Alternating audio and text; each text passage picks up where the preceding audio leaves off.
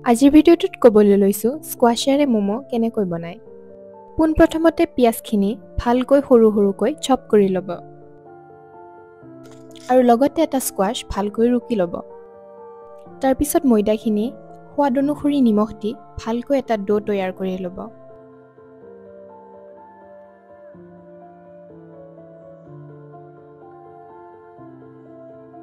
তাৰপিছত স্কোৱাশৰ পানীখিনি ভালকৈ আতি ল'ব।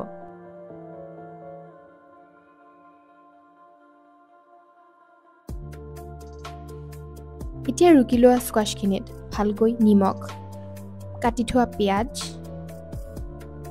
আদা নহৰু paste, red chilli sauce, soya sauce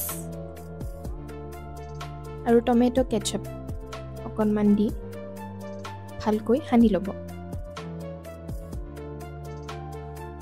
তাৰপিছত তেল অকণমান গৰম কৰি সানি থোৱা মিশ্ৰণখিনি ভালকৈ দি দিব।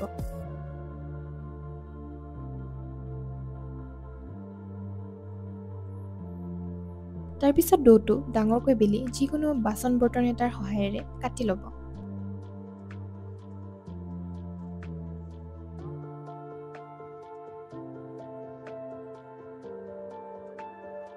এতিয়া ম'ম'কেইটাৰ বাবে আপোনাৰ মন পচন্দৰ যিকোনো শ্বেপ এটা দি ল'ব।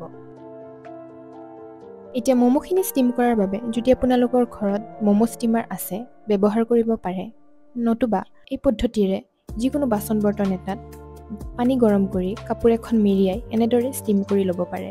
তাৰপিছত 10 পৰা 15 মিনিটলৈ ইয়াক ষ্টিম কৰি উলিয়াই ল'ব আৰু এয়া আমাৰ স্কোৱাশ ম'ম' সম্পূৰ্ণ তৈয়াৰ।